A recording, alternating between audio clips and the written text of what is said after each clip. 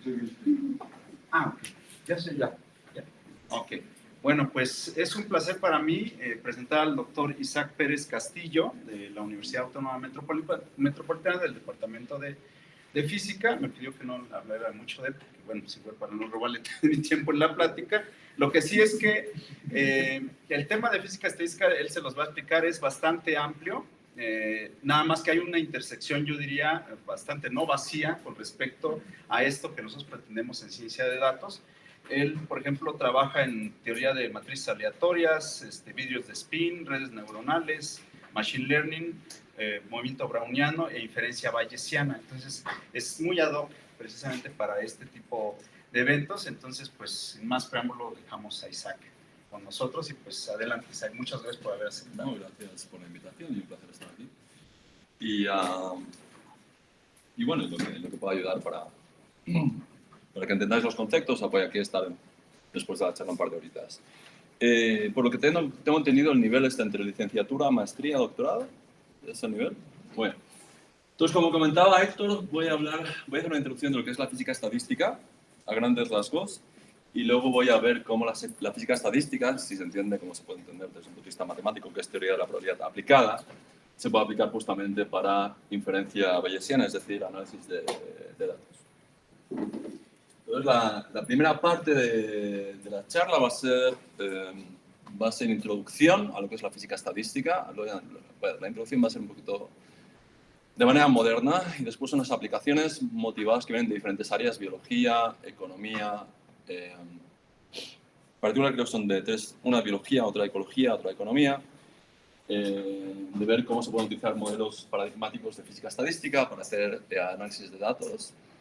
Y luego pasaremos a introducir los detalles matemáticos, los conceptos físicos y matemáticos, para ver cómo los físicos hacemos de física estadística, hacemos de construcción en un contexto particular que es de construcción en equilibrio. Okay, va a hacer el caso de construcción para una dinámica, pero eso no creo que dé tiempo. Okay. Entonces, ¿cuál es la idea? Un segundito. La idea es la siguiente. La física estadística, no sé si la habréis escuchado hablar alguna vez, es una área de la física que fue introducida hace ya 150, 170 años, que lo que intenta hacer es fundamentar otra rama de la física, que es la termodinámica. ¿Okay? La termodinámica está basada en 4 leyes, que solamente habréis escuchado en el kindergarten, que son la ley 0, la primera, la segunda y la tercera ley.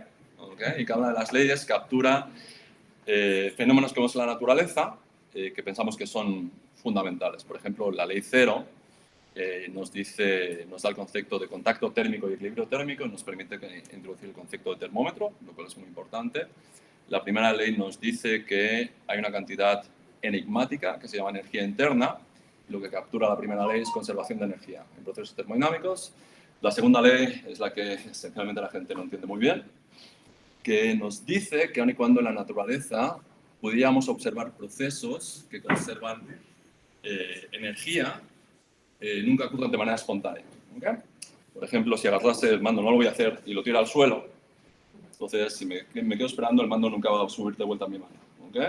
Entonces, aun y cuando el proceso inverso conservaría energía, no ocurre. ¿Okay? Entonces, la segunda ley introduce otro concepto muy importante, que es entropía, y la entropía permite medir o cuantificar qué procesos que conservan energía nunca ocurren en la naturaleza. ¿De acuerdo? Y después tenemos la tercera ley, que nos dice que la entropía para sistemas simples es 0 a temperatura 0. ¿Preguntas? ¿Cómo lo hacemos? Que pregunten en cualquier momento. Sí, en cualquier momento, sí. Bueno, entonces, en física, cuando observamos la naturaleza y elaboramos principios o leyes, lo que después buscamos los físicos es buscar principios fundamentales que expliquen dichas leyes o principios. Entonces, lo que hace la física estadística es, a partir de los constituyentes microscópicos que forman el sistema y las interacciones entre ellos, intentamos explicar las leyes y tener carácter más predictivo. Entonces, la termodinámica, tengo que decir que lo que hace es explicar el comportamiento de sistemas macroscópicos, sistemas grandes, de muchas partículas. Entonces, de manera moderna, la física estadística se puede dividir en dos tipos de problemas: problema directo y problema inverso.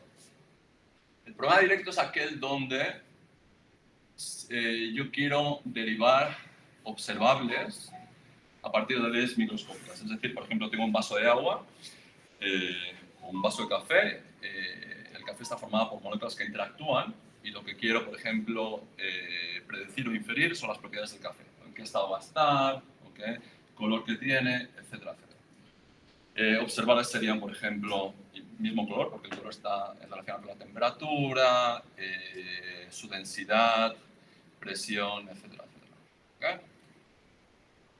¿Okay? La segunda vertiente de física estadística, que no es que sea particularmente moderna, es lo que se llaman problemas inversos, que es justamente pensar lo contrario. ¿Okay? Yo voy al laboratorio, ¿okay? Hago mediciones, por ejemplo, densidad del agua, en qué estado está, etcétera, etcétera, y lo que intento hacer es inferir el modelo que mejor explica dichas observaciones. ¿Preguntas de momento? Muy bien, entonces, en física estadística tenemos un modelo que es uno de los modelos más importantes por varios puntos de vista, desde un punto de vista histórico, porque permite entender y capturar los fenómenos más importantes para explicar fases, estados de la materia y transiciones entre diferentes fases, que es el modelo de Ising. ¿Okay? Entonces, dejadme que introduzca primero el modelo de Ising, en qué consiste, y lo vamos a utilizar como caballito de batalla para ver cómo se puede utilizar para hacer análisis de datos. Entonces, supongamos que tenemos un conjunto de n variables aleatorias, que son variables de tipo booleano, que es la letra esta que pongo aquí, sigma sub i, que toma valores menos 1 y 1. ¿Okay? O sea, en principio una variable booleana toma valores 0 o 1, pero lo importante de la variable booleana es que sea binaria, ¿de acuerdo? Y tenemos n variables de ellas para ir desde 1 hasta n. En física estadística hay una probabilidad muy importante que se llama la probabilidad de... la distribución de probabilidad de Boltzmann, que nos conecta al mundo microscópico con el mundo macroscópico. ¿Okay? La física estadística nos dice que la probabilidad de observar dichas variables aleatorias viene dada por esta distribución, donde tengo la exponencial de una función h, que es lo que se llama el hamiltoniano, la energía del sistema, dividido por z, que es la función de partición. ¿De acuerdo? Entonces, para que entremos un poquito en contacto con nuestra intuición, pensar que nosotros queremos modelar propiedades magnéticas de un sistema. Entonces, el sistema tiene ciertos constituyentes microscópicos que podemos pensar que son como pequeños imanes. Los imanes están interactuando entre sí con cierta interacción, que no viene al caso, y nosotros modelamos o cuantificamos matemáticamente la dirección de esos pequeños imanes con una variable aleatoria que es sigma i. Sigma i sería la orientación del imán iésimo, y más 1, por ejemplo, significa que el imán está apuntando hacia arriba, menos 1 significa que el imán está apuntando hacia abajo. ¿De acuerdo? Una pregunta. ¿Adelante?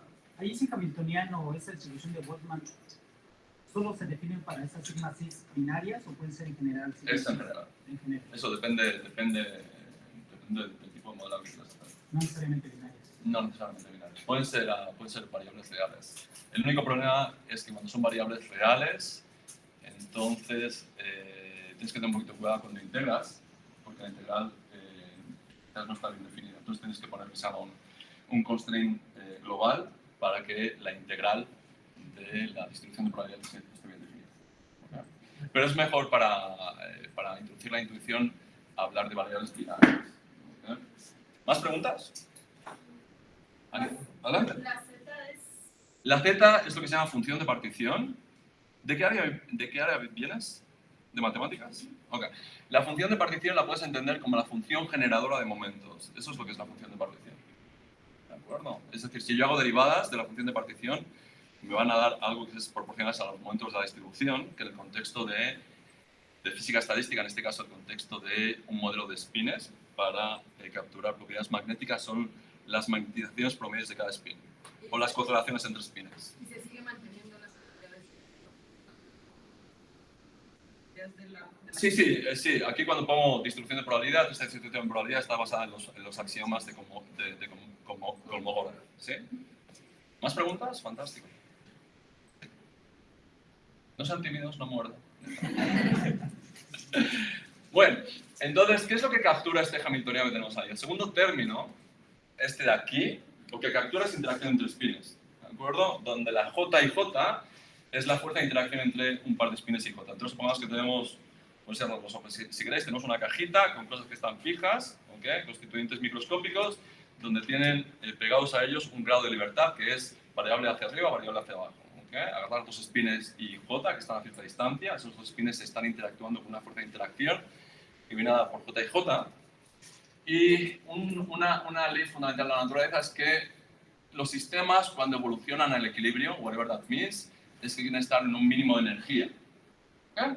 Entonces, si la J, y de ahí el Hamiltoniano es la energía total del sistema. Entonces, si la J y J para el par de spines y J es positiva, eso dice que la interacción entre ellos es ferromagnética, porque los spines se quieren alinear. Porque si J y J es positiva, ¿okay? Entonces cuando tengo aquí un fantástico, maravilloso signo negativo, menos J y J positivo, pongo los spines orientados en la misma dirección y eso minimiza la energía.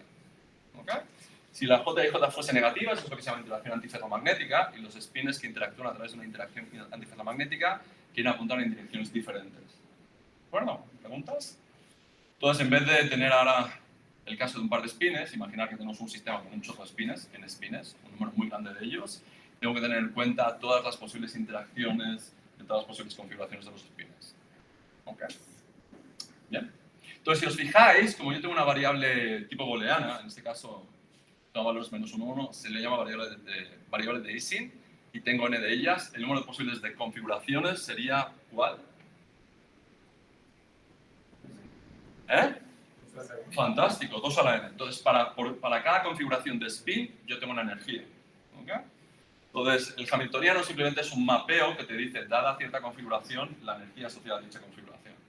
Pues en física, estadística, la distribución de Boltzmann nos dice cuál es la probabilidad de encontrar al sistema en cierta configuración de spin cuando dicho sistema está acoplado a lo que se llama un baño térmico, a una temperatura externa. ¿De acuerdo? ¿Más preguntas?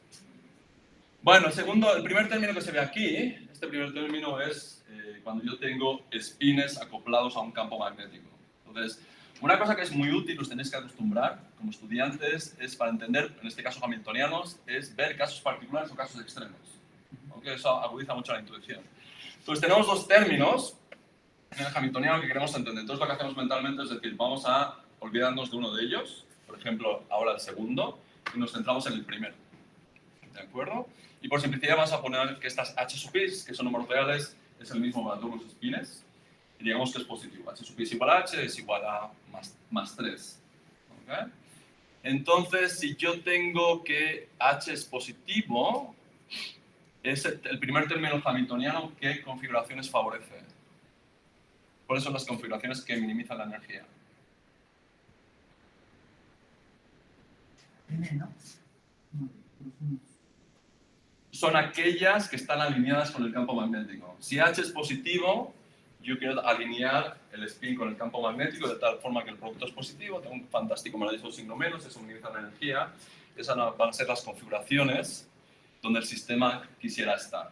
¿De acuerdo? Entonces ahora tienes que pensar la situación más complicada donde las H's pueden ser aleatorias, positivas o negativas. ¿Okay? Entonces tienes que buscar una configuración de las 2 a la n configuraciones que minimizan esa parte del hamiltoniano que está acoplada con un campo magnético externo y aparte, para molestar, los spines están interactuando, las J y J pueden ser completamente aleatorias, entonces puedes entender que de las 2 a la n configuraciones que tengo, encontrar la configuración que minimiza la energía del sistema puede ser un problema extremadamente complicado. ¿De acuerdo? Y pensar que 2 a la n es un numerito que cuando n crece enormemente. Si, por ejemplo, n es 100, y le queréis preguntar a una computadora que se calcule la configuración de mínima energía, pues lo que necesitáis para n100, o más a exagerar, ¿okay? No mucho, para n1000, un tiempo computacional que es mucho más grande de la edad del universo. Alright. Entonces, ¿más preguntas? Entramos con 100. Entramos con 100. Sí, pero en algunos casos, como n va a ser algo que captura en el contexto de ciencia de datos el número de grados de libertad que tengo, si tú trabajas en una empresa y dices, ¿sabes qué? Y das consultoría, ¿sabes qué? Solo puedo tratarte con 100 datos, no te van a contratar, ¿no? Entonces la idea es que nosotros tenemos que buscar herramientas para lidiar con el hecho de que si tenemos un número grande de variables o de datos, queremos buscar propiedades que caracterizan el sistema de manera eficiente. No simplemente por lo que se llama enumeración exacta. ¿Preguntas? ¿Se entiende un poquito la idea detrás de este hamiltoniano? Good. Entonces, una vez más, en este contexto, ¿qué sería un problema directo? El problema directo es, dado el hamiltoniano, en este caso particular, dado el hamiltoniano, es dadas estas H sub P's, que son campos magnéticos externos en el contexto de física, y estas J y J, que son la fuerza, la intensidad de interacción entre pares de spines. Dado eso, es decir, dado el hamiltoniano, yo me quiero calcular observables. Por ejemplo, magnetización del sistema. Magnetización del sistema es la magnetización que observáis cuando tenéis un imán y lo ponéis en el refrigerador. ¿Okay? Eso es la magnetización, o por ejemplo, correlaciones entre spins. Correlación entre spin, para que se entienda, es lo que le pongo a lo que le digo a los estudiantes, y es bastante dramático, pero es muy útil. Correlaciones las podéis entender desde un punto de vista intuitivo de la siguiente forma. ¿Okay? Yo quiero ver cómo el sistema se comporta bajo tortura. Aunque los físicos somos bastante trogloditas. Es cierto. Los físicos no tanto. Los matemáticos no tanto, pero los físicos no somos. Entonces, si pensáis cómo inferimos propiedades de la naturaleza, lo hacemos de la siguiente manera. Tenemos una caja, un sistema físico que queremos entender. ¿Okay? Si tuviésemos poder para ver los constituyentes microscópicos, lo haríamos directamente, pero no podemos. Entonces, ¿qué hacemos? Agarramos la caja, la golpeamos, izquierda, derecha, arriba, abajo, la torturamos, la bofeteamos, vemos cómo la caja responde y a partir de la respuesta de la caja intentamos inferir las leyes fundamentales que dictan el comportamiento de dicho sistema. ¿Okay? Y eso lo podéis ver no sé, cuando hacéis problemas poco sofisticados o si os vais a Ginebra, el acelerador de partículas de Ginebra es lo que hace. ¿Okay? Agarra dos partículas, ¿okay? Las acelera, las choca, se destruyen, ¿no? Troglodita, right? Ves lo que sale, intentas inferir las propiedades. Esto es como cuando si erais pequeños, de repente suena el teléfono, y dices, carajos, ¿por qué funciona el teléfono? Agarras el teléfono, lo tiras al suelo, salen las piezas, intentas inferir por qué el teléfono funciona como funciona. Es la misma idea, es cierto, es la misma idea, pero utilizando herramientas de matemáticas y física. ¿No? Bueno, los matemáticos le llamamos perturbaciones más elegantes. También los físicos lo llamamos perturbaciones, porque quería ser dramático. No. Nos acabas de sumar a los ingenieros al grupo de trogloditas. Okay, entonces, efectivamente, el concepto correcto es que yo perturbo al sistema y veo cómo el sistema reacciona bajo dicha perturbación, y el sistema reacciona a través de lo que se llama una función de respuesta que está relacionada con correlaciones. Es decir, si yo tengo un spin aquí y otro spin aquí, perturbo este spin y veo cómo la perturbación se propaga al otro spin. ¿De acuerdo? ¿Preguntas? ¿Se entendió el ejemplo dramático troglodita? Fantástico. Entonces, problemas inversos, ¿en qué consisten en este contexto? Tengo observables, que denotamos aquí con la letra O sub alfa. Por ejemplo, una vez más, ahora tengo la capacidad de medir el spin promedio, que es magnetizaciones locales o correlaciones entre ellas. Lo que quiero hacer es inferir el modelo, es decir, cuáles serían las H's y las J's que mejor me explican dichos observables. ¿Right? Entonces, eso es problema directo y problema inverso en física estadística. ¿Preguntas? Muy bien. ¿Por qué el modelo de Ising es extremadamente importante en física? Bueno, por varios motivos. Se introdujo de forma histórica para entender el comportamiento magnético de ciertos comportamientos magnéticos y transiciones entre fases magnéticas, es decir, entre la fase paramagnética y ferromagnética, etcétera, etcétera. También permitió entender mejor los conceptos de fases, transiciones de fase, permitió formalizar lo que se llama cómo analizar transiciones de fase a través de lo que se llama ruptura espontánea de simetrías. Es extremadamente importante. Resulta que en los últimos 30, 40 años, otras áreas, quizás ingeniería también, ¿no? Os habéis adjudicado el modelo de Ising para hacer análisis de datos, porque cuando yo tengo ciertos fenómenos en diferentes áreas, resulta que uno de los mejores modelos que captura dicho fenómeno es el modelo de Ising. O sea, es un modelo, desde un punto de vista matemático, como aplicación bastante universal. Entonces, un ejemplo de aplicación del modelo de Ising es cuando yo quiero hacer reconstrucción de conexiones en redes neuronales. En este caso, esto no funciona a veces no funciona. Okay.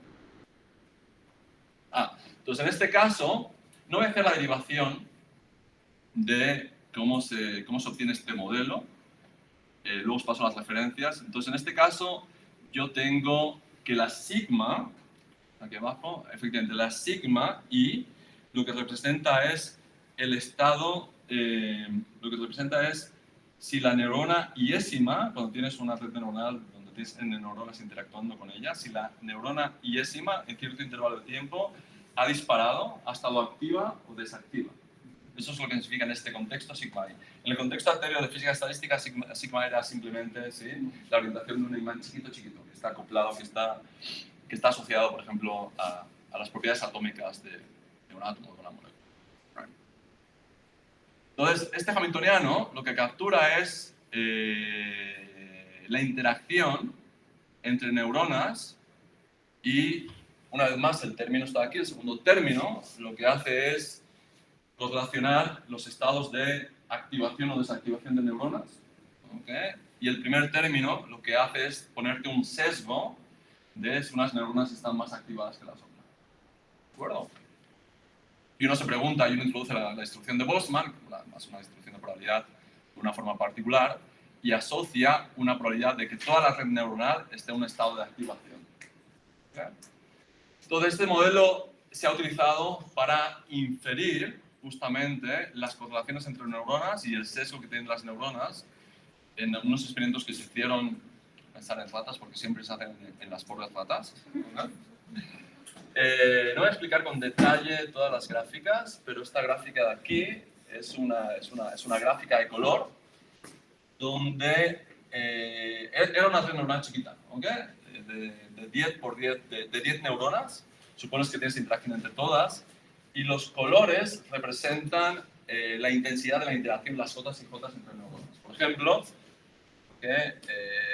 este punto de aquí, blanco, representaría la interacción entre la neurona 8 consigo mismo, porque encuentra una interacción, o el de arriba representaría la interacción de la neurona 8 con la neurona 6. Y el color indica si la interacción es positiva o negativa. Perdón, con la pandemia me quedé súper ciego, ¿ok? Entonces, color rojo es positiva, efectivamente, y si es positiva, con la definición de este hamiltoniano, implica que si una neurona que está interactuando con otra, la interacción es positiva, si una está disparando, la otra quiere disparar. O sea, una neurona activa excita la activación de otra neurona. Entonces, es un proceso excitatorio. Mientras que si el color es azul, eso significa que si una neurona dispara, la otra quiere estar en un estado desactivado. Es un proceso inhibitorio. Y el panel de abajo es el valor de las H's para las 10 neuronas. ¿Okay? Entonces, en este caso, las neuronas tienen un sesgo negativo, es decir, que las neuronas preferían estar en un estado inhibitorio. Perdón, ahí por ejemplo esa correlación, aunque la suma va sobre todo los Cs menores que Js, finalmente esa interacción solo es entre la sigma I y la sigma J, digamos dos neuronas marginalmente y luego suma sobre todo. ¿Qué tan complicado se pone cuando antes de sumar corres con más allá de dos neuronas? Buenísima pregunta. Ok, entonces esperaba no tener. No. Es que, sí. O sea, la idea es la siguiente, es muy buena pregunta. ¿Okay? Cuando yo quiero modelar cierto proceso en la naturaleza, en este caso quiero utilizar las herramientas de física estadística para hacer este análisis, hay una parte de inferencia bayesiana que es selección de modelos. ¿Okay? Y dentro de la selección de modelos es selección de parámetros. Entonces, cerrar los ojitos, imaginaros todos los posibles modelos que podrían capturar la interacción neuronal. Entonces, puedes tener, como se ve aquí, interacción entre pares de neuronas, entre 3 neuronas, 4 neuronas, 5 neuronas. Es decir, el hamiltoniano más general que capturaría todas las posibles interacciones que uno se pudiera imaginar, si tiene buena imaginación, sería, aparte de estos términos, un término extra donde ahora tengo el producto de 3 sigmas, una interacción que acopla esas 3 sigmas, más un producto de 4 sigmas, con una interacción que acopla 4 sigmas, etcétera. Pero como podrás entender, Gabriel, ¿no? Sí. Gabriel, es que cuando yo quiero hacer el análisis para el modelo más general posible, aunque tengo tantos parámetros que es muy difícil inferir de ellos. Entonces, ahí se procede de 2 formas.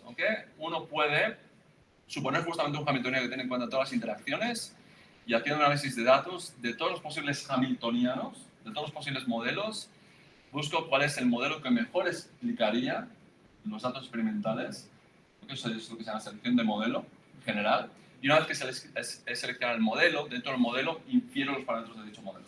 ¿Okay? Entonces, como selección de modelos a veces es torturoso lo mismo. Uno lo que hace es suponer cierto modelo en particular. ¿Okay? Supones que tu creatividad está restringida o no quieres, quieres ahorrarte tiempo, supones un modelo sencillo y haces la diferencia fijado un modelo.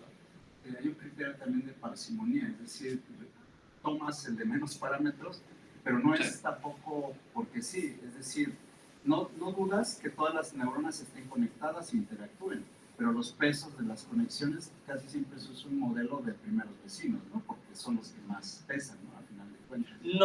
No necesariamente. Bueno, ¿sí? claro, no necesariamente. Sí, pero fíjate, esto también es para aclarar la notación, si no se entendía. El segundo término tiene la suma de i menor que j es una suma doble para todo i y para todo j y menor que j. ¿Okay? Y tengo después la j y j. Entonces uno podría pensar que es una interacción entre todos los valores de sigma, pero eso no es cierto. ¿Okay? Porque eso depende de la j y j. ¿Okay? Si la j y j cuando la infieres es tal que te dice, no, ¿sabes qué? De acuerdo con la inferencia son las neuronas que están a cierta distancia interactúan. ¿Okay? Entonces, esa notación puede ser un poquito engañosa en el sentido que podrías pensar que todos están interactuando, pero la j depende de los índices y j. Bravo. ¿Más preguntas?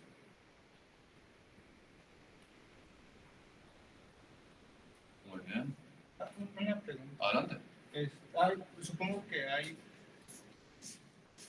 entre neuronas hay algunas que sí interactúan más que con otras. Entonces, ¿se podría hacer un tipo de modelo más general en donde nosotros hagamos agrupaciones? Donde, bueno, varias agrupaciones en las cuales cada uno de los grupos son las neuronas que se interactúan más. Sí. Que serían como varios diagramitas de eso. Sí, no, eso es muy buena pregunta. Ese proceso, esa idea que tienes, de hecho es un método matemático físico que se llama el proceso de cross-graining, o el proceso de lo que se llama grado duro, que es decir, que quizás digamos que tienes una mala computadora, ¿okay? Y no puedes analizar 1000 neuronas. ¿Okay? Entonces lo que haces es agrupar neuronas por cierta afinidad. Entonces tu sistema original que tienes 1000 neuronas, reduces los grados de libertad y analizas el sistema sencillo. Entonces, un criterio sería ese, ¿no? Primero identificas las neuronas que se comportan de cierta forma, las agrupas como si fuese una meganeurona, ¿okay? Y la interpretas como ahora el constituyente básico. ¿De acuerdo? Entonces, sí que se puede hacer y se hace. ¿Más preguntas? Yo tengo una pregunta. ¿Qué significa esta gráfica rosita? ¿Esta gráfica rosita de aquí? Sí.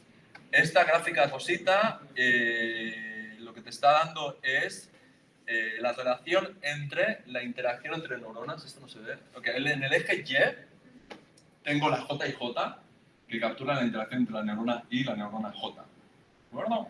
Para todas las posibles interacciones. ¿Sí? Y abajo tengo lo que se llama el coeficiente de correlación entre la neurona Y y J. Entonces, lo que te está diciendo, esto es una cosa que a veces no se entiende bien, es si dos neuronas interactúan, si dos neuronas y J tienen cierta interacción entre ellas, J y J, si yo ahora perturbo una, como la otra reacción. Entonces uno podría pensar que la relación es directa, por ejemplo, si J y J es positiva, la correlación va a ser positiva, eso es falso. ¿Okay? A veces la gente confunde, a veces lo que hace la gente es mirar la correlación entre neuronas y asociar correlación con interacción directa. Déjame traer de otra manera. Okay. J y J es la interacción directa entre la neurona Y y la neurona J. Ahora, si yo me quiero calcular cómo esas dos neuronas están correlacionadas, ¿qué hago? Le pego una patada a una y veo cómo la otra reacciona. ¿Sí? Pero claro, cuando le pego una patada a una y veo cómo la otra reacciona, ¿sí? Esa perturbación se propaga de la neurona Y a la neurona J, afectando al resto de neuronas que también pueden afectar a J. Entonces, la correlación entre neuronas no solamente es resultado de la interacción directa entre neuronas, sino de la interacción indirecta entre ellas. ¿Okay? Tengo una pregunta, claro. Muy tonta, ¿no? Pero pues ya no sé. No hay preguntas tontas. ¿Las neuronas son estáticas o tienen cierto movimiento?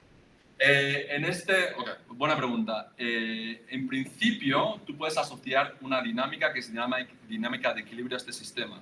¿Okay? Como tú tienes una distribución de probabilidad, la sigma es una variable aleatoria. La sigma, bueno, todas las sigmas, en particular sigma es una variable aleatoria, y eso quiere decir que si en cierto instante de tiempo observo el estado de la neurona iésima, voy a encontrar que está hacia arriba, tiene un valor más 1 o menos 1. ¿Okay? Entonces no es un valor estático, varía con el tiempo, con cierta dinámica, pero de tal forma que si yo me calculase el histograma, ¿okay?, de la distribución de probabilidad, me daría justamente la distribución de Boltzmann. ¿Sí?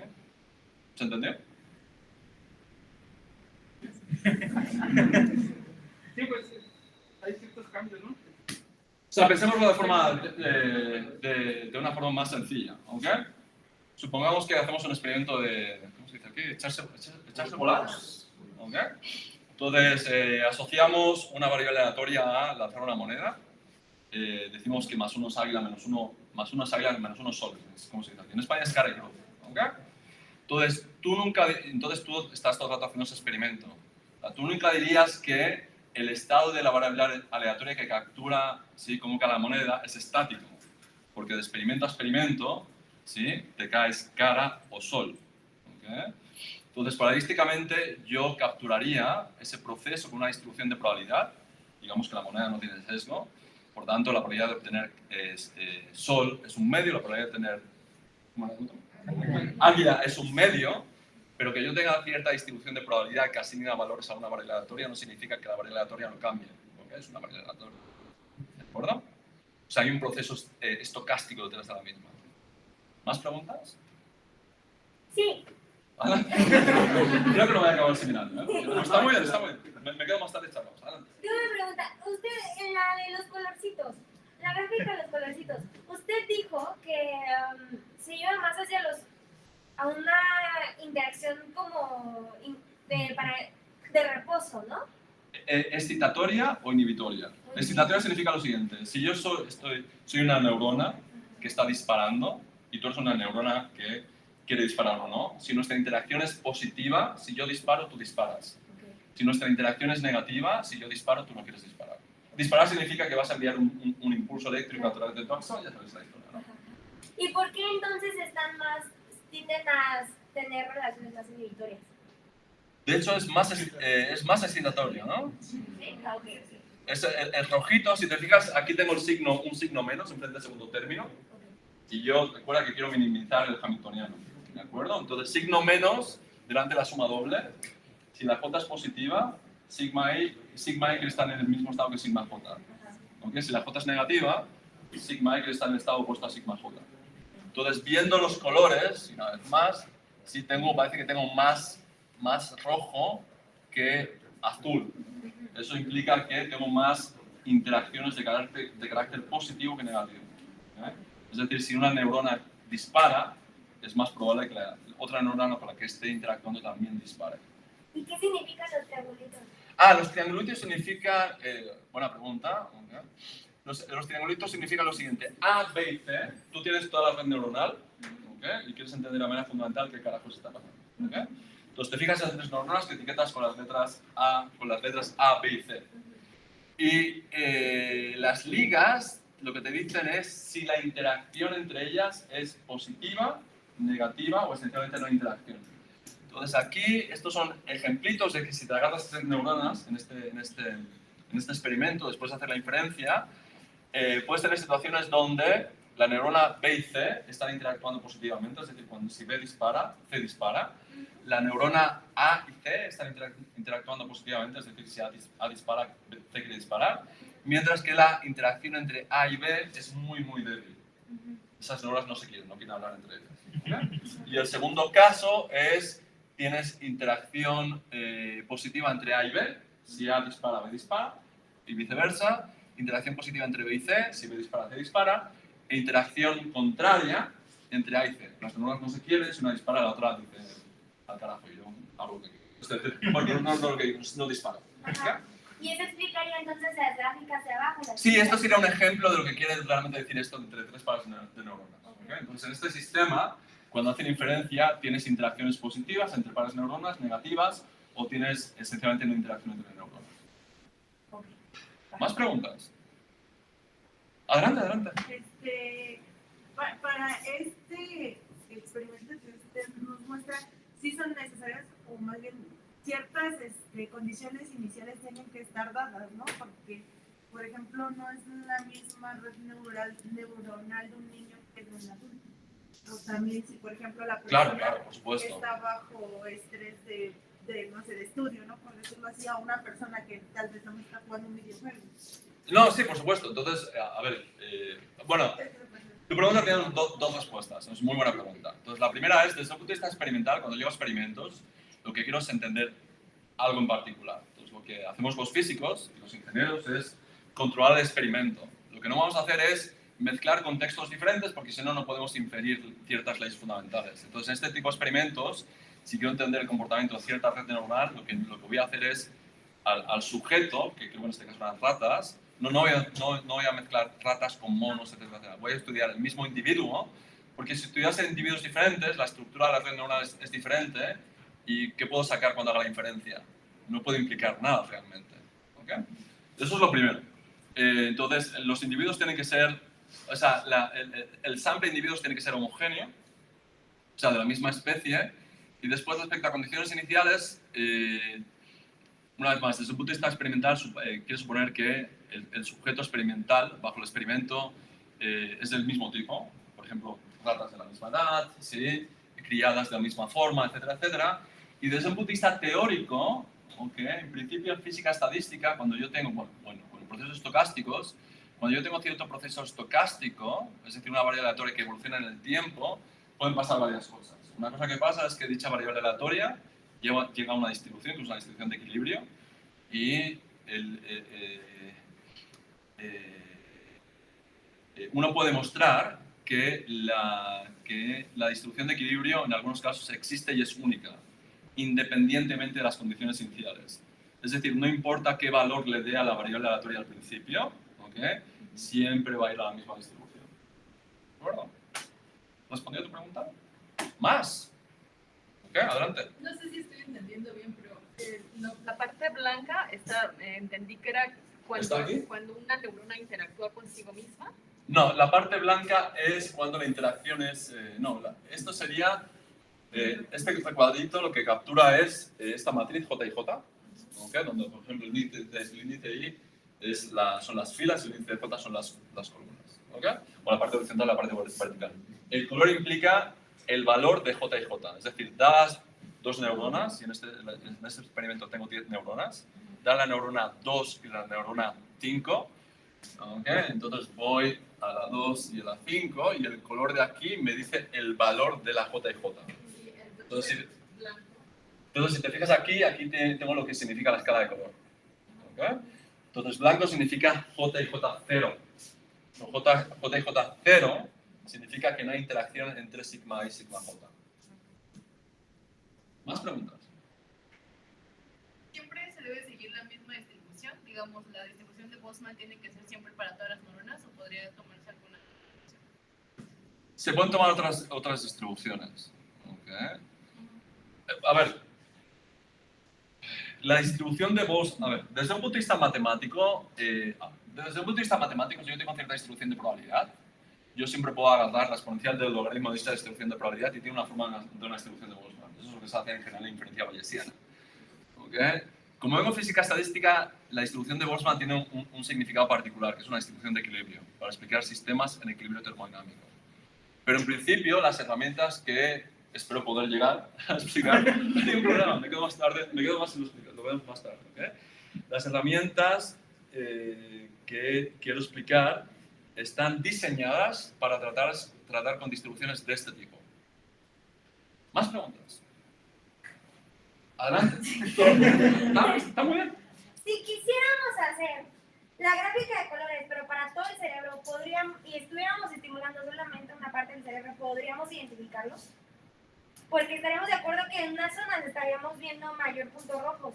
Bueno, sí. Bueno, primero tienes que obtener el permiso para hacer ese tipo de experimentos. ¿No? Pero digamos que se te permite. Entonces, efectivamente, no es una vez más muy buena pregunta. Hay situaciones donde, por ejemplo, vamos a pensar una vez más en cajita, donde tengo constituyentes, sea lo que sea, y esos constituyentes están interactuando.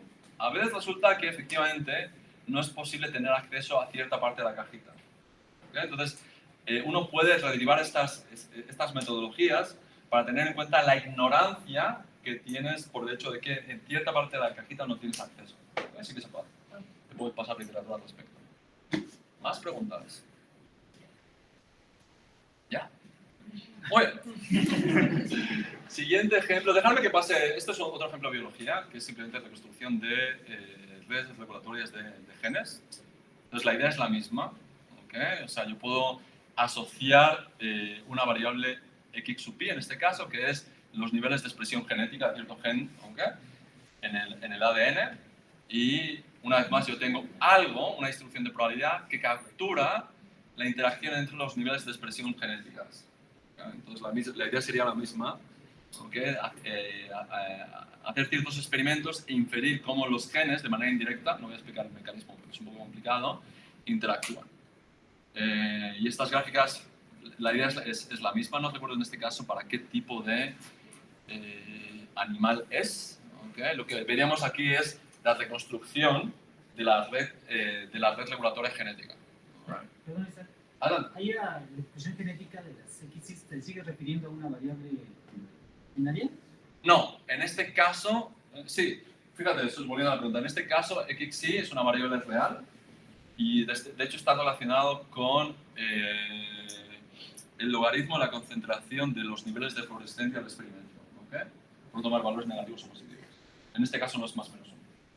Pero la idea es la misma. Lo que pasa es que en este caso encontrar, por ejemplo, las configuraciones que minimizan la energía es un poquito más complicado. Cuando tienes variables discretas quizás es un poquito más intuitivo, pero si las variables son reales, ¿sí? Entonces es a veces un poquito difícil de descubrir qué va a pasar con el término de interacción. ¿Sí? Porque no solamente tienes que inferir, no solamente tienes que pensar en, piensa que es un spin, pero es un spin continuo. No solamente tienes que inferir la dirección del spin, sino la magnitud del mismo. Bueno, este es padre, esta otra aplicación, que es aplicación de, quiero inferir cuando tengo una parvada de pájaros, ¿okay? Que hacen forman estas nubes tan padres de pájaros, quiero inferir su distribución. Entonces, una vez más, no explico aquí cómo se desarrolla el modelo, pero lo que hacemos es, para cada pajarito, yo introduzco una variable S sub pi, que es un vector, que es la dirección de la velocidad del pájaro en vuelo. ¿Alright? Entonces, solamente es la dirección, no es la velocidad. ¿De acuerdo? Entonces, supones que cuando los pájaros están volando en una parvada, ¿sí? están interactuando de alguna forma a través de cómo se ven. ¿Sí? Y si uno viaja, está volando en cierta dirección, el otro lo ve y quiere volar en dicha dirección. ¿De acuerdo? Entonces yo tengo una interacción entre la dirección de vuelo del pájaro y el pájaro J, y la fuerza de interacción, ¿okay? Viene dada por J y J. ¿Sí? Por ejemplo, si tengo digamos que tengo un pájaro alfa, eso no sé si es cierto para pájaros, ¿no? Es un pájaro machote, ¿no? O sea, fuerte, ¿no? Todo el mundo lo quiere seguir, ¿de acuerdo? Digamos que ese pájaro es el pájaro 1, entonces todas las interacciones de otros pájaros al pájaro 1 van a ser muy fuertes porque es el pájaro que lidera la dirección de vuelo, ¿de acuerdo? Si hay un pájaro que sea nuevo, un pobrecito pájaro, nadie lo quiere seguir, y no hay interacción entre ese pájaro y el resto. Bueno, entonces, una vez más, es la idea. Pero entonces esa dirección. En este caso, una vez más, lo que estás pensando es en la distribución de equilibrio de las direcciones de velocidades de la parvada. Es decir, yo lo que puedo hacer es, y esto se ha hecho experimentalmente, veo la nube y empiezo a tomar fotografías. ¿Ok? Y de las fotografías intento inferir, esto es otra historia, la dirección de vuelo. Esto es difícil porque cuando yo tomo una fotografía, es una fotografía dos-dimensional, pero la nube de pájaros es tres-dimensional. Entonces, de ahí inferir la dirección es otra historia, muy interesante. De hecho, se darán 3 años para entender cómo hacer eso. Pero supongamos que hemos resuelto ese obstáculo tomo fotografías, n de ellas, tengo la distribución, tengo la dirección de vuelo de cada pájaro y supongo que esa distribución va a ser una distribución de equilibrio, me calculo su histograma, ¿ok? Y lo que quiero hacer es comparar ese histograma con esa distribución de probabilidad. Adelante, perdón. Sí, bueno, aquí acaba de decir que el S es una dirección, ¿no? Sí. Entonces se toma como un vector. Sí. Entonces, en cada problema debemos de definir el hamiltoniano o adecuarlo dependiendo del problema. Efectivamente, sí, muy bien, sí. En cada problema yo tengo que identificar cuál es lo que se llama el grado de libertad asociado a cada constituyente. Tengo que buscar la forma de cuantificarlo matemáticamente, ¿ok? Y después tengo que ver cómo dichos constituyentes cada cuantificado interactúan entre ellos, ¿ok? Entonces, en este caso, constituyente, pájaro, ¿ok? Grado de libertad importante, dirección de vuelo. Como es una dirección, que lo voy a asignar un vector. Entonces, el vector S flechita sub pi es la dirección de vuelo del pájaro yésimo. ¿Okay? Ahora tengo para cada pájaro, imagínate el pájaro con un vector encima. Si te ayuda eso para entender. ¿Okay? Entonces ahora los pájaros están interactuando. ¿Okay? Entonces busco el modelo más sencillo que capture la interacción, que es este de aquí. ¿Sí? Entonces J y J, bueno, una vez más, olvídate de la suma de momento, J y JS y SJ nos dice que, digamos que J y J es positiva, ¿okay? Dice que si el pájaro J va en esa dirección, entonces el pájaro Y también quiere ir en esa dirección. ¿Okay? Si J y J fuese negativa, si el pájaro J va en esa dirección, el pájaro Y quiere ir en la dirección opuesta. ¿De acuerdo? Pero tienes toda la razón. Para cada modelo, proceso físico, matemático, bueno, o aplicaciones, identificas el modelo, identificas los constituyentes, cuantificas matemáticamente los grados de libertad de constituyentes, y pueden ser escalares, vectores, podrían ser tensores, ¿okay? Y después interacción entre constituyentes. Bravo. ¿Más preguntas? Adelante. ¿De qué dimensiones? Bueno, como es el espacio, no es 3 dimensiones, ¿okay? Y por simplificar, en este caso es un vector unitario, porque solamente estoy interesado en la dirección de la velocidad, no en el módulo de la misma. Bravísimo. Adelante. Ayer un profesor desadaptado decía que... ¿Un qué, perdón? Un profesor desadaptado ayer. ¿Un profesor desadaptado? Yo digamos... Estamos en Google Meet, por ejemplo. Un profesor Alfa decía que había que entender bien los datos, el espacio donde se mueven los datos. En este caso, parecería ser que la distribución de Boltzmann es magia. ¿En qué sentido? Que si es una distribución de equilibrio, cuando las variables son dicotómicas, son reales, pero parece ser que ahora las variables son direcciones. Y esas variables vectoriales o angulares ya no viven en RK, viven en la esfera, en las direcciones. Habría que buscar efectivamente la distribución de equilibrio, la de Boltzmann, sobre ese espacio de la esfera, ya no los reales. Entonces, no sé qué experiencia tengas, porque es diferente el tratamiento a hablar de vectores en los reales a vectores en otros espacios. Sí, estoy de acuerdo contigo. Entonces, ¿cómo uno deriva matemáticamente la distribución de Boltzmann? ¿Okay?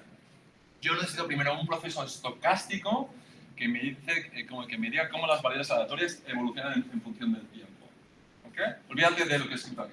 Pues yo tengo una dinámica que me dice de un paso al siguiente paso, lo puedo hacer con tiempo continuo, tiempo discreto, ¿okay? Como la dirección de vuelo del pájaro yésimo del tiempo t más 1 cambia debido a la interacción con el resto de pájaros. ¿Okay?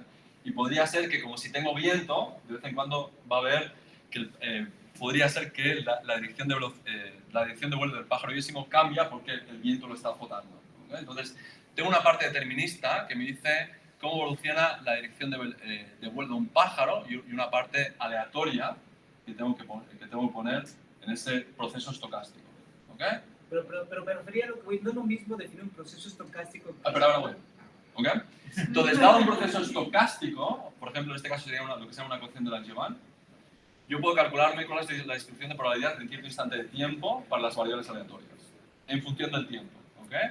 De ahí uno lo que deriva es lo que se llama la ecuación de Fokker-Planck, dependiendo del tipo de variables y del proceso en tiempo, si es discreto o continuo. En vez de tener una ecuación de Fokker-Planck, tengo una ecuación maestra, que es más general. De la ecuación de maestra puedo derivar la ecuación de Fokker-Planck a través de lo que se llama la expansión de Kramers-Moyal, me queda segundo orden por el teorema de Paula. ¿Okay? Y ahora cuando tengo la ecuación de Fokker-Planck, que me dice cómo evoluciona en el tiempo la distribución de probabilidad, que me dice la dirección, ¿sí?, de los pájaros, ¿sí? Probabilísticamente, me pregunto qué pasa con esa distribución de probabilidad cuando el tiempo tiende a infinito. Es decir, si dicha distribución de probabilidad converge a una distribución de probabilidad estacionaria. ¿Ok?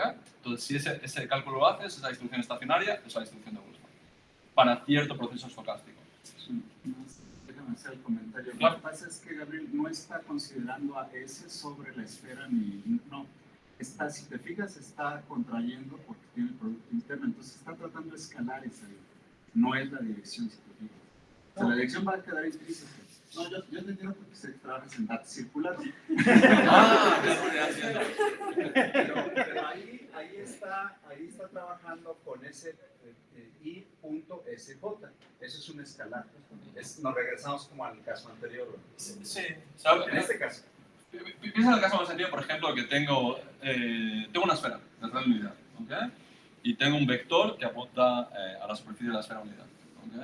Y lo que hago es lanzar dos monedas que van a determinar de manera aleatoria, ¿okay? Eso es un poco técnico, de manera aleatoria el ángulo de la dirección de ese vector. ¿Okay? Me puedo preguntar perfectamente cuál es la probabilidad de ese vector.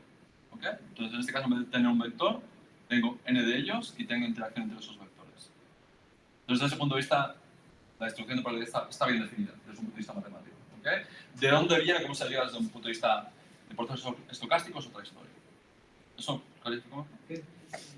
Y si alguien se pregunta cuál sería la distribución, cuál sería el proceso estocástico que me da una distribución uniforme en la esfera de la unidad, es decir, empieza a mover el vector de manera aleatoria, es un proceso que sigue lo que se llama una medida de Haar de grupos de Lie.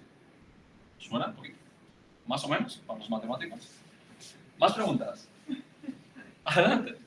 Bueno, ahí digamos, matemáticamente, pues es una prueba aleatoria, no sabemos hacia dónde se va a mover porque no con la teoría de ese grupo de esta esfera. Pero bueno, si lo adaptáramos a una manada de perros que está corriendo una perra en Brahma, está muy bien, eso es como el pájaro machote que todos...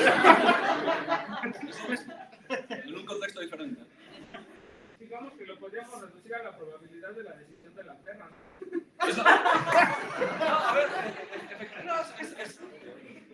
estas formas de pensar ayudan mucho para entender intuitivamente lo que está pasando. Es muy buen ejemplo. ¿Okay? Entonces, recuerda lo siguiente. ¿Okay? Cuando yo tengo un proceso estocástico, hay situaciones particulares donde dicho proceso estocástico se vuelve determinista. Que yo tenga una distribución de probabilidad de manera general no significa que de manera general ese proceso sea máximamente estocástico. Hay ciertos estados que pueden estar favorecidos. Una vez más, un caso más. Piensa en el caso un poquito más pedagógico, si me permites, voy a dejar perros aparte. Más pedagógico, donde una vez más estoy lanzando una moneda y tengo un mecanismo para alterar el peso de una cara respecto a la otra. ¿Okay?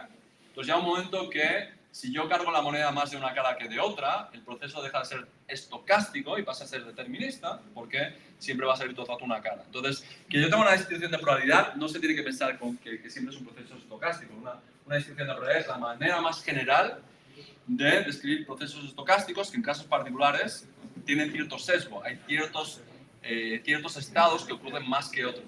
¿Okay? Distribución de probabilidad no significa máxima estocasticidad, ¿okay? O máxima aleatoriedad. Eso viene dado justamente por la forma de la distribución de probabilidad. Entonces, en el caso que tú comentas, efectivamente, si yo tuviese un pájaro, ¿okay? Que domina sobre los demás, entonces claramente hay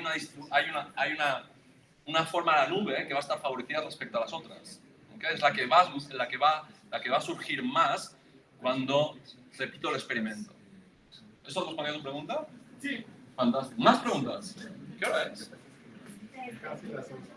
¿En serio? Ok, Adelante, perdón. No, diga, quedan 5 minutos, pero pues agotémoslo. No, está fantástico. Prefiero preguntas y que se entienda esto y luego me quedo un poquito. ¿No? Adelante. ¿Más preguntas? Sí, Adelante. tengo una pregunta, si entendí bien. Usted dijo que quiere, no sé, cada pájaro en cada pájaro ver qué dirección va tomando en el vuelo, ¿no? ¿En cada pájaro, perdón? Ver qué dirección va tomando en el vuelo. No sé si se puede o qué tan difícil o fácil sea entender que a lo mejor hay un proceso más grande atrás. O sea, estoy pensando que si hay pájaros, por ejemplo, en invierno que están dirigidos hacia el sur, el clima, ¿no? Entonces, Claro. entonces, a lo mejor no hay un pájaro, digamos, machote. Me gustó separar ese ejemplo, está muy bien. Digamos, como de forma instintiva, todos saben que tienen que ir hacia acá. Ok, digamos, vamos a cambiar este modelo intentando capturar un fenómeno externo que es no sé, la estación del año donde los pájaros ¿sí? tienen cierta preferencia en ir en cierta dirección. ¿Okay? Entonces, basar los otros modelos y la intuición que estoy intentando transmitir ¿okay? con estos ejemplos, ¿qué término añadiría el hamiltoniano para tener en cuenta un efecto estacional donde los pájaros quieren ir ahora, quieren volar en cierta dirección? ¿Qué es lo que haría? Es exactamente la pregunta. ¿Puedo yo incluir esa información? Claro, lo que haría es justamente, ahora pongo un término, que es el término donde tengo un campo magnético, algo acoplado directamente a la dirección de cada pájaro de manera individual. ¿Okay? Por ejemplo, tengo la suma para i de un vector h sub i, producto escalar de s sub i. ¿Okay? Entonces, digamos que h sub i ahora es un vector unidad que me da la dirección de vuelo de México a La Habana. ¿De acuerdo? Y digamos que la fuerza de interacción de ese vector ¿okay? es muy grande.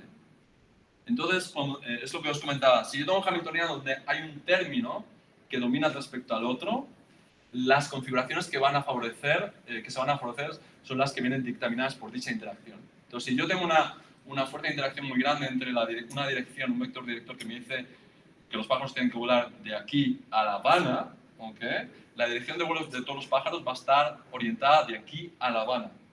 Y la interacción de los pájaros va a ser despreciable. ¿Okay? Entonces, efectivamente, este modelo se puede modificar si veo que hay cierta dirección regular de movimiento de la parvada de pájaros. Fantástico. ¿Más preguntas? Es que me queda claro que cuando determinan la dirección hay mucho error, ¿no? Porque te estás basando en fotografías. Entonces podrías añadirle a ese vector una componente de error, que sería como tus vidas. Y ya podrías trabajar pues ese error también probabilísticamente con cierta distribución. Pues. Sí, mira, una vez más, fantástica pregunta. Mira, ese error se puede de alguna forma reabsorber por el hecho que estás hablando de probabilidades. ¿Okay? O sea, esa parte de los errores es lo que uno en ciencia de datos llama la parte de preprocesamiento, supongo que os han hablado. ¿Okay? Yo tengo ciertos datos que tengo que primero preprocesar y una vez preprocesados voy a analizar con mi modelo. ¿Okay? Entonces, en la parte de preprocesamiento hay muchas cosas que tener en cuenta. A veces hay datos que te faltan, te los tienes que inventar, o tienes que lidiar con la ignorancia de datos que te faltan. A veces datos tienen errores, tienes que ver cómo analizas errores. ¿Okay? Y eso es toda una historia. ¿Okay? Entonces, en este caso, si tienes error en la medida, ese error de alguna forma lo puedes reinterpretar como la estocasticidad que tienes que viene capturada por la distribución de Boltzmann. ¿Más preguntas? ¿Por allí primero? ¿Sí? ¿Me permites? Adelante. Entonces, ¿cuál sería el criterio de paro del modelo cuando se haya terminado de contabilizar los pájaros? ¿A qué te refieres a criterio de paro? De ya terminamos. Ya terminamos. Cuando tu jefe te dice que son las 5 y son las 10 de la casa. No, a ver, cuidado, a ver. Cuando hablas de criterios de paro, recordad que en métodos numéricos hay un concepto que se llama criterios de paro, ¿okay? De algoritmos. Entonces, en este caso no estoy segura que te refieres a criterio de paro. En el siguiente sentido, yo tengo cierto modelo y ciertos datos, y yo quiero hacer inferencia, que no vamos a hacer, me tienes que invitar a otra charla, ¿okay? Cierta inferencia del modelo. Entonces, en este caso, tú paras cuando haces la inferencia. Si la pregunta es filosófica, paras cuando el problema se ha resuelto o cuando estás tan frustrado que no sabes cómo resolverlo. ¿Más preguntas? Sí. Primero con los pájaros. ¿Qué pasa si hay un pájaro que se revela y también quiere ser machote? No, está muy bien. Entonces, lo que hacemos es generalizar el modelo. Entonces, ¿qué pasaría? Si resulta que hay un pájaro cuyo comportamiento no viene dictaminado por la interacción de los demás, eso significa automáticamente que el hamiltoniano tiene un término donde la interacción con los demás no juega ningún papel. Entonces, esta parte del hamiltoniano lo que captura es interacción entre pájaros. Si hay un pájaro así que es libre, ¿no? Carpe diem, ¿sí?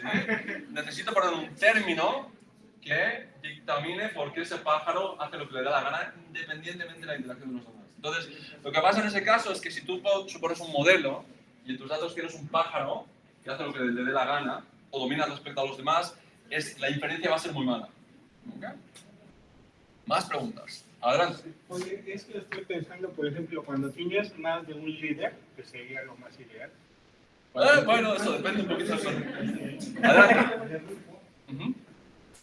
Yo estoy pensando en un flujo vehicular y ahí cada quien tiene sus propias direcciones, sus propias necesidades de cambiar de carril, de cambiar de salir de la avenida.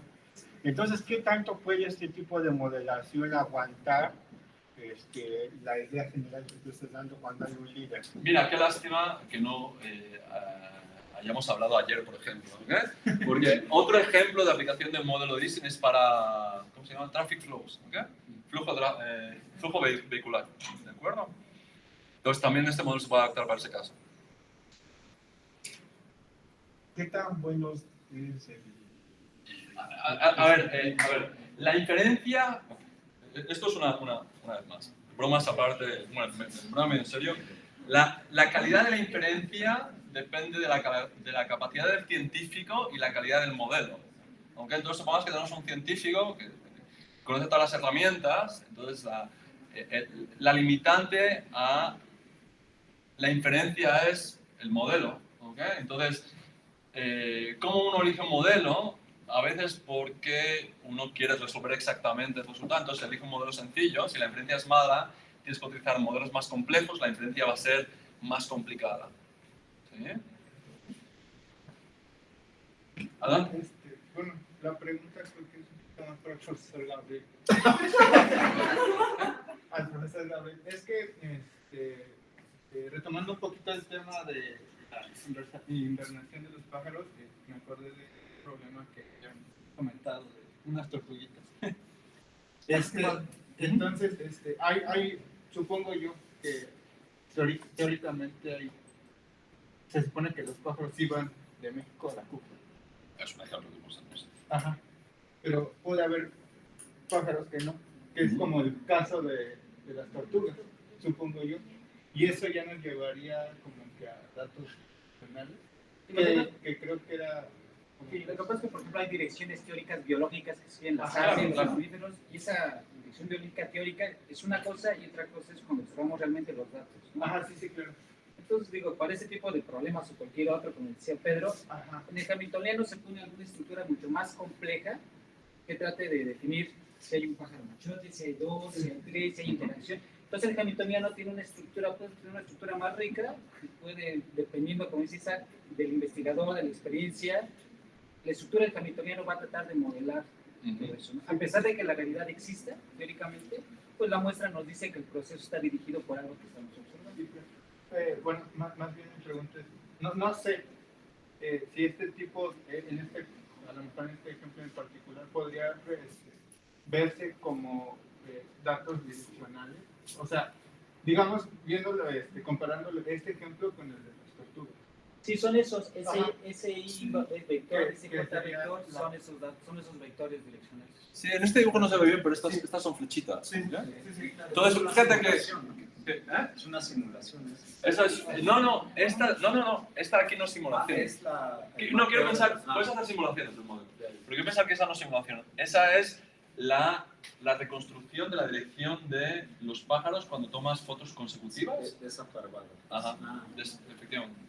Adelante. Yo creo que aquí hay una confusión, ¿no? Porque hay una dirección que es que toman, no sé, cuando van migrando, y por ejemplo de las nubes de los pájaros, pues es muy distinta porque están en una zona y están como interactuando. Claro, lo que están haciendo es que esta nube se va moviendo, pero una vez más, eso depende del contexto, de lo que quieras capturar de tu fenómeno. ¿Okay? Es distinto, ¿no?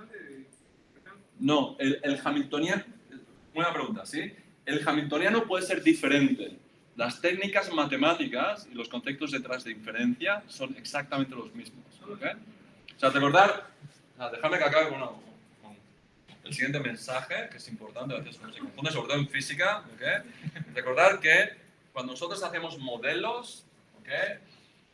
Pero cuando nosotros tenemos un fenómeno, sea físico, biológico, ecológico, etcétera, etcétera, ¿okay? Ese modelo tiene cierta realidad física, ecológica, etcétera, etcétera, pero nosotros cuando hacemos modelos estamos modelando cierta realidad física, ¿ok? Los modelos tienen limitaciones y lo que no podemos hacer es extrapolar del modelo más allá de los límites que intenta capturar de la realidad.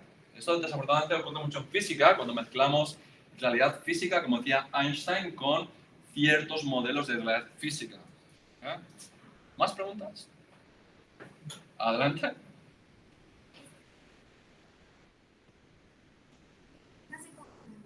Plantéalo. Habla y... En inglés está bien. O en catalán.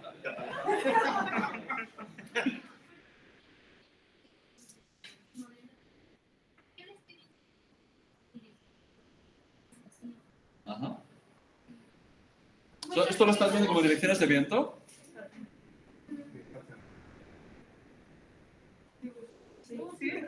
Sí, como que se sintió. No, yo creo que pasó un trailer y se movió.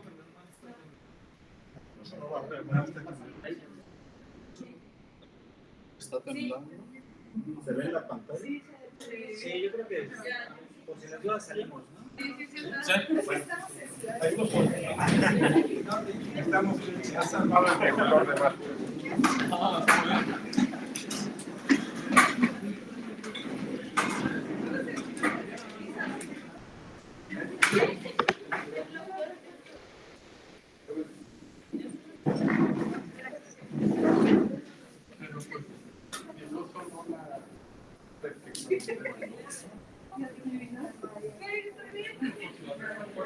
Si quieres, hombres y niños primero.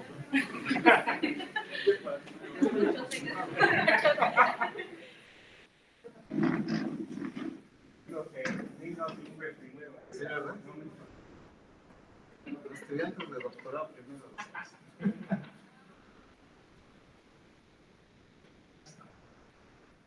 Buena señal.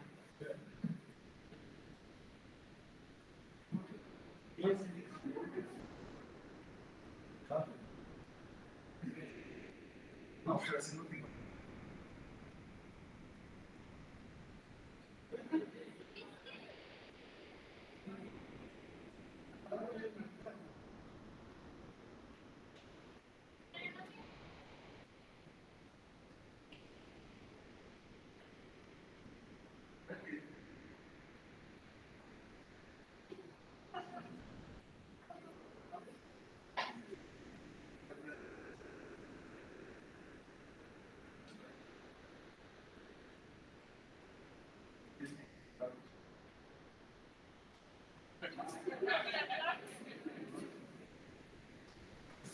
Profe, ¿y esto se ha aplicado, no sé, en métodos, bueno, en modelos de meteorología? ¿Modelos de meteorología? Sí. ¿Cómo qué aplicación? ¿En qué se ha aplicado? Eso me lo tendría que mirar, pero sí que se ha aplicado. Porque sí debe de tener mucho que ver la física estadística, o se puede aplicar muchísimo a la meteorología. Sí, a ver si... si entiendes la física estadística como teoría de la probabilidad aplicada, Ajá, teoría de la probabilidad tiene muchas aplicaciones. sí. En particular, seguramente se ha aplicado, ¿sí?, a meteorología. ¿Sí? Tendría que mirar la literatura al respecto, pero quiero pensar que sí. ¿Okay? O ciertas áreas de física estadística que tienen que ver, por ejemplo, con redes neuronales, Ujú. ¿okay? Machine learning, ese tipo de cosas. Sí, justo estaba, bueno, yo sabía de machine learning, pero no de... Okay.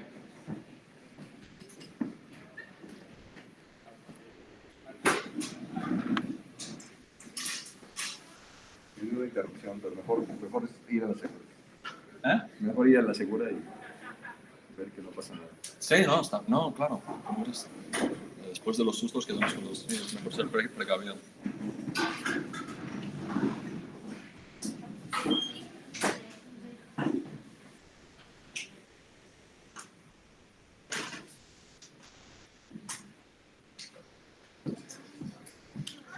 Ya te veo metido en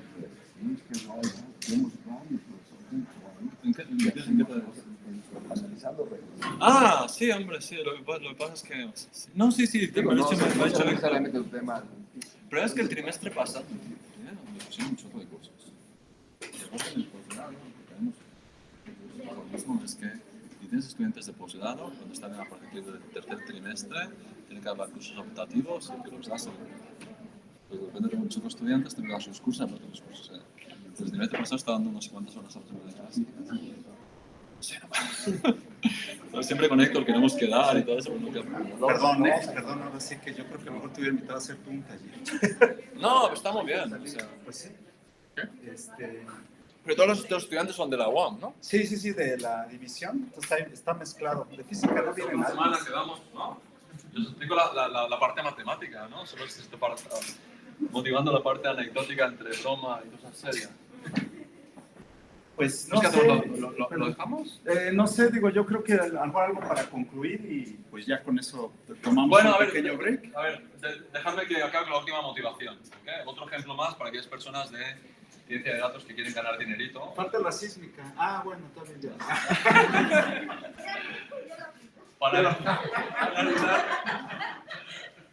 Para analizar mercados financieros. Entonces, aquí también en mercados financieros yo trabajo un poquito en econofísica.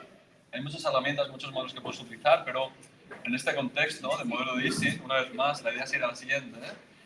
Yo puedo definir ahora, entonces en este caso, ¿cuál es mi sistema? Mi sistema es, ¿cómo se dice en español? Stocks, índices de bolsa, stocks. ¿Sí? Y tengo en stocks que están interactuando a través del mercado financiero.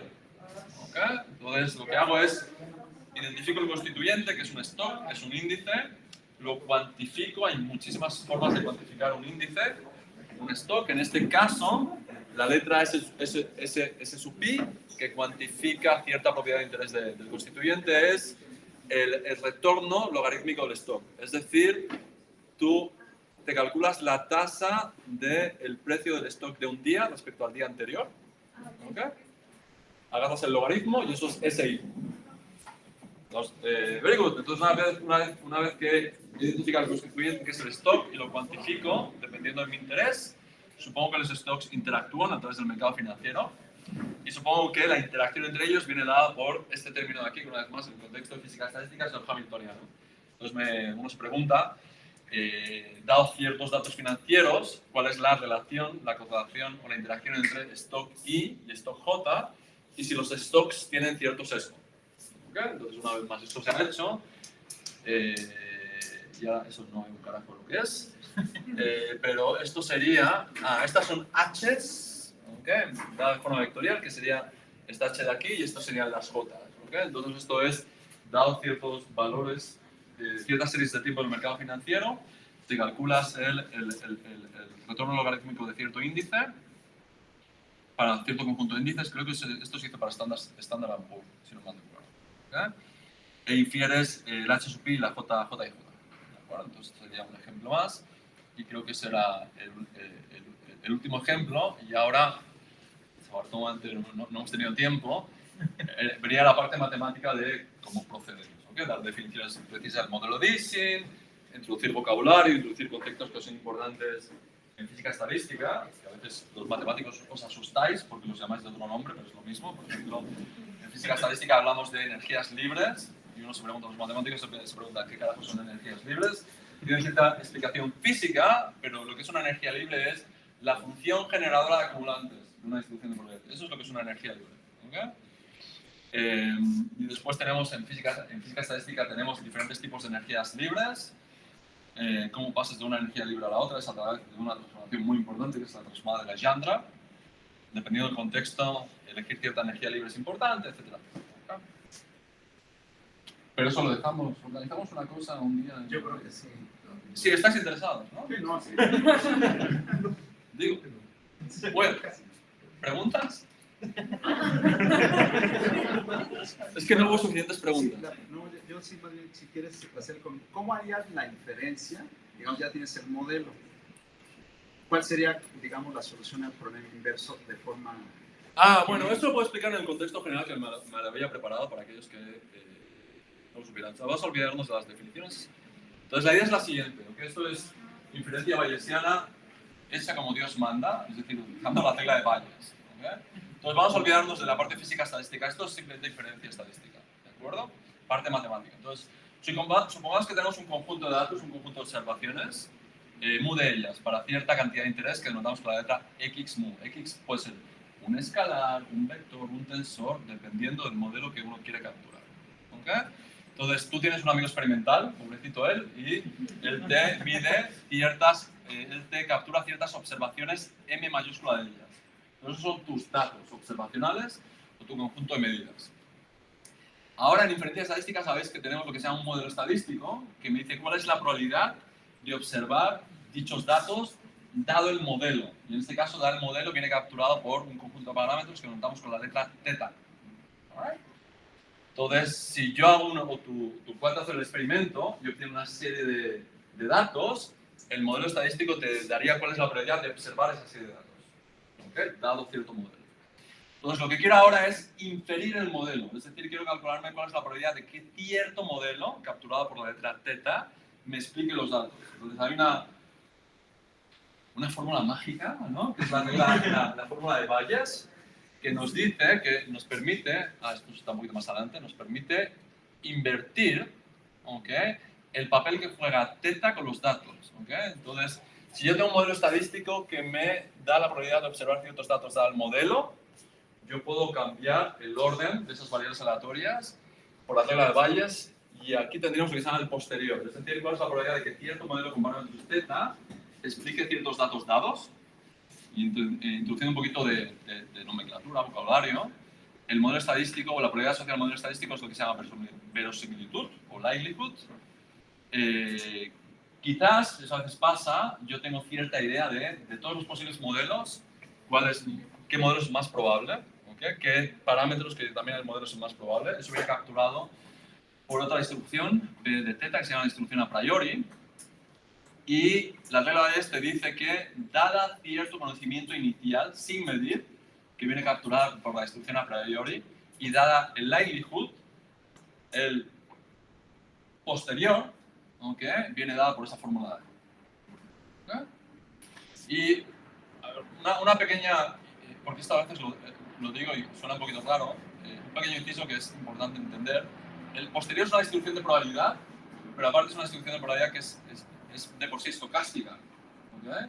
Porque depende de los datos. ¿Okay? Yo tengo ciertos datos, me calculo el posterior, ¿okay? Que es la probabilidad de que cierto modelo con parámetros θ me explique dichos datos. Me voy a tomar un café, o salimos porque hay un terremoto, vuelvo, mido datos, los datos son diferentes porque es un proceso estocástico, el posterior es diferente. ¿Okay? Entonces el posterior, dados ciertos datos, es un objeto extraño porque es una distribución de probabilidad que es a su vez estocástica. ¿Okay? Entonces, la idea ahora es, si yo tengo un modelo y de ahí me calculo el posterior, ¿cómo analizo o cómo me calculo, o sea, cómo puedo caracterizar el posterior? Entonces, aquí hay muchos trucos. Un truco que se llama el método maximum likelihood o el método máxima verosimilitud, que es suponer que el prior, la distribución a priori, es flat. Esto a veces los físicos lo hacen mal. ¿Okay? Es la historia. Flat significa que no tengo información de las tetas, ¿okay? Supongo que es una distribución uniforme. Es que a veces en física los parámetros tienen cierto rango, ¿okay? Tienen que ser, por ejemplo, positivos, ¿okay? Los físicos dicen, supongamos que tenemos una distribución uniforme. No, eso no es uniforme, ¿no? Porque en la parte negativa es 0. Por lo tanto, es una distribución uniforme en el rango positivo. Entonces tienes que tener cuidado cuando haces maximum likelihood. Entonces, si suponemos que tenemos ignorancia infinita respecto al prior, la aproximación de orden cero del posterior, o sea, la distribución de probabilidad de observar cierto modelo o tener cierto modelo que explica los datos, viene dada por una delta Dirac.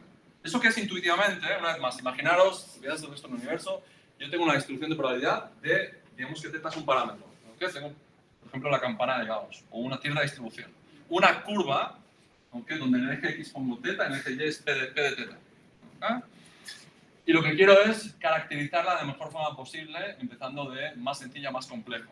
Entonces, cuando tenéis una distribución, ¿okay? Que determina cierto proceso estadístico, ¿cuál es la propiedad más importante de dicha distribución?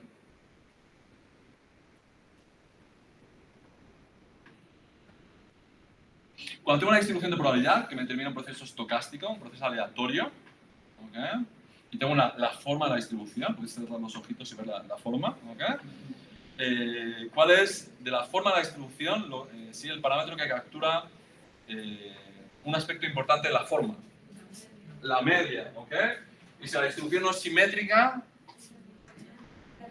la mediana o la moda, efectivamente, ¿ok? La moda es donde está el máximo de la distribución. Entonces, si la distribución es unimodal, tiene un máximo, lo que hace el estimador de máxima verosimilitud es aproximar la distribución del posterior por una distribución de probabilidad que es una delta Dirac, donde cambio la forma de la distribución por una flechita con un peso infinito donde está la moda.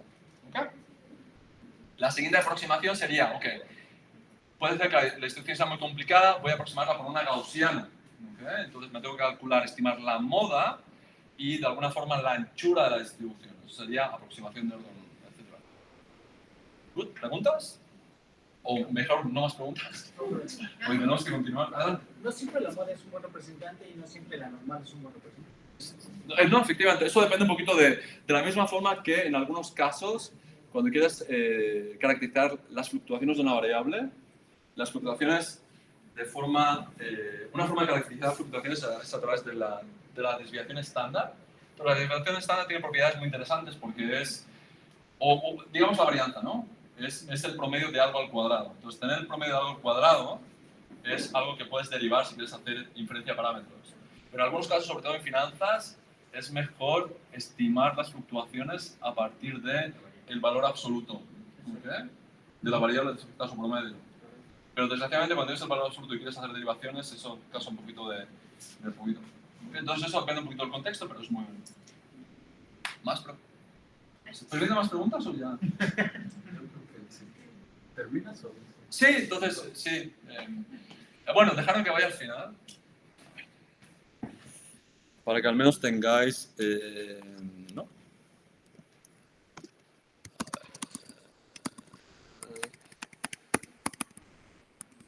Ay, qué lástima.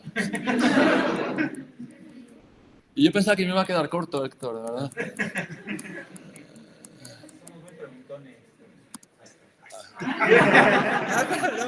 No, la parte de gracias. ¿No? Ahora las gracias, ¿o no? ¿Okay? Entonces, a ver, si queréis saber más de esta parte, ¿okay? El artículo que seguí para hacer esta presentación, o parte de la presentación, es este primero de aquí, que está muy padre. Y tiene una cantidad enorme de referencias, tiene como 260 referencias. Los ejemplos, algunos de ellos, corresponden a justamente estos 3 artículos. ¿De acuerdo? Y ahora sí. ¿No?